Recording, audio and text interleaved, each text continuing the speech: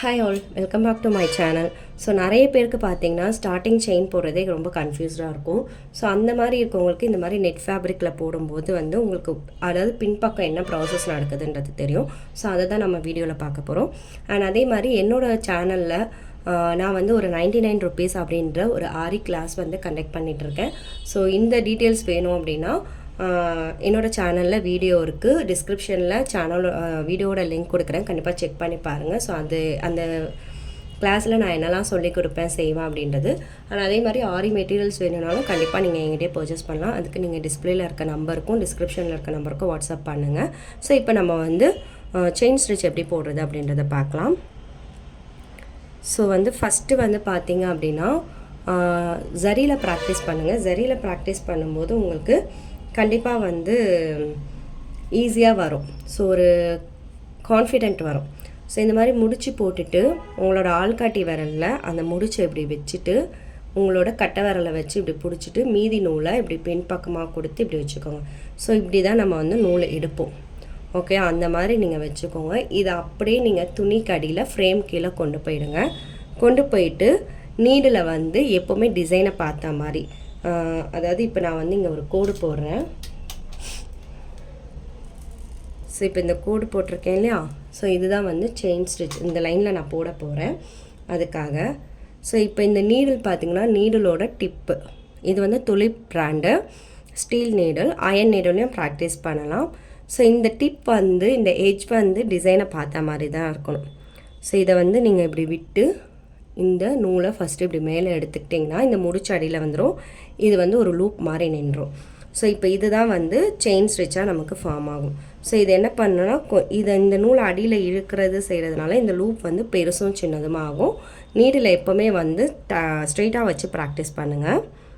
So இங்கே இப்படி குத்துறோம், இந்த த்ரெட்டை வந்து இங்கேருந்து இந்த பக்கம் கொண்டு போகிறோம். ஓகேவா?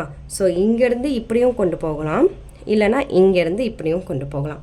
ஸோ அது யாருக்கு எப்படி கம்ஃபர்டபுளாக இருக்கோ அப்படி கொண்டு போய்க்கோங்க. ஸோ நான் ரெண்டு சைடுமே கொண்டு போனாலும் செயின் ஸ்டிச் வருதான்றதை காட்டுறேன் உங்களுக்கு. ஓகேவா? இப்போ டிசைனை பார்த்த மாதிரியே தான் அந்த நீடலும் அப்படியே இருக்கணும். நீடலை நீங்கள் மாற்றக்கூடாது. ஸோ இங்கேருந்து இப்படி சுற்றி நீடலை கொண்டு போகிறேன், த்ரெட்டை கொண்டு போகிறேன். இப்படி மேலே தூக்கும்போது இந்த துணிக்கும் நீடலுக்கும் ஒரு கனெக்டிவிட்டி வரும். ஸோ அந்த நேரத்தில் இந்த நீடலை நம்ம என்ன பண்ணணும்னா வெளியே எடுக்காமே நம்மளை பார்த்தா மாதிரி திருப்பிக்கணும். திருப்பிட்டு அதுக்கப்புறமா மேலே எடுக்கணும். ஸோ மேலே எடுக்கும்போது இந்த அகைன் ஒரு லூப் மாதிரி வரும். ஸோ அதை வந்து திரும்ப என்ன பண்ணணும், அதை அப்படியே இப்படி நீடலை திருப்பி டிசைனை பார்த்தா மாதிரி இப்படி குத்தணும். ஸோ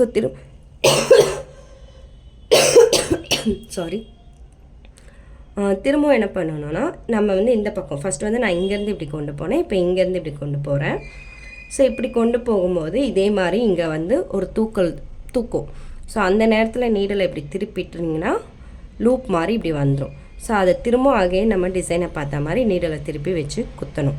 ஸோ இப்படி குத்தணும், நூலை இப்படி சுற்றணும், இப்படி தூக்கும்போது திருப்பிட்டு நீடலை அகைன் குத்தணும். ஸோ குத்தணும், சுற்றணும், திருப்பணும், அதுதான். ஸோ இப்போ இப்படி வந்து இப்படி வச்சுருக்கேன். ஸோ இப்படி திருப்பும்போது பொறுமையாக எடுக்கணும். நார்மலாக நீங்கள் வந்து ஒயிட் கிளாத்தில் ப்ராக்டிஸ் பண்ணும்போது இது கண்டிப்பாக உங்களுக்கு வந்து கொஞ்சம் கஷ்டமாக இருக்க மாதிரி இருக்கும். மேலே நீடலை தூக்கும்போது சிக்கிக்கும். அந்த மாதிரி சிக்கிட்டு நூல் எடுக்கிறதுக்கு கஷ்டப்படுறீங்க அப்படின்னா, நூல் வரலைன்னா இந்த முனையிலேயே வச்சு நூலை வந்து இப்படி இழுக்கக்கூடாது. ஸோ நீடலை இப்படி லைட்டாக உள்ளே விட்டு அட்ஜஸ்ட் பண்ணி இப்படி இழுக்கணும். ஓகேவா? அப்போ தான் வந்து நூல் கட் ஆகாமல் இருக்கும். ஸோ ஃபஸ்ட்டு ஜரியிலே ப்ராக்டிஸ் பண்ணுங்கள்.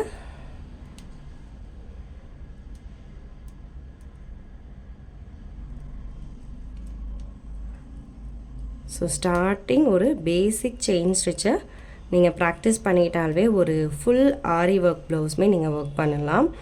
அது மட்டும் இல்லாமல் எல்லா ஸ்டிச்சஸ்க்குமே பேஸுமே இது தான்.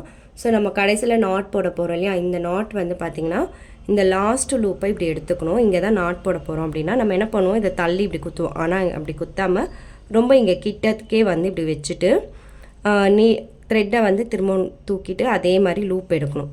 ஸோ இப்போ வந்து ஒரு லூப்புக்குள்ளே ஒரு லூப் இருக்கும். இப்போ என்ன பண்ணோம், நம்ம லாஸ்ட்டாக எடுத்துருக்கோம் இல்லையா, அந்த லூப்லேருந்து இந்த நீடில் அப்படியே இறக்கி நீடில் இப்படி திருப்பி முன்னாடி இருக்க லூப்புக்குள்ளே விட்டு அடியில் இருக்க நூலை பிடிச்சி எடுத்திங்கன்னா உங்களுக்கு நாட் வந்து கரெக்டாக விழுந்துடும்.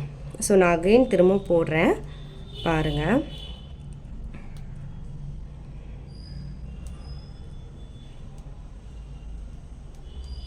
ஸோ இந்த மாதிரி ஒரு இங்கே வந்து நான் திரும்ப நாட் போட போகிறேன். ஸோ இந்த லூப் நல்லா பெருசாகவே எடுத்துக்கோங்க ஸ்டார்டிங்கில். ஸோ இங்கே வந்து நான் இந்த மாதிரி லூப் எடுக்கிறேன். இப்போ என் பக்கமாக இருக்குது நீடில், அதை இப்படியே கீழுக்கு இறக்கி இப்படி கொண்டு போய் முன்னாடி இருக்க லூப்பில் இப்படி மாட்டி கொடுத்தா அடியில் இருக்க நூலை இப்படி பிடிச்சி எடுத்திங்கன்னா ஒரு முடிச்சு விழுந்துடும். ஸோ இதுதான் என்னான்னு ரொம்ப ரொம்ப ஈஸி. கண்டிப்பாக எல்லோரும் ட்ரை பண்ணுங்கள். அதே மாதிரி என்னோட 99 ருபீஸில் ஜாயின் பண்ணணுன்னு விருப்பம் இருக்கவங்க கண்டிப்பாக வாட்ஸ்அப்பில் இருக்க நம்பருக்கு மெசேஜ் பண்ணுங்கள். தேங்க்யூ ஃபார் வாட்சிங்.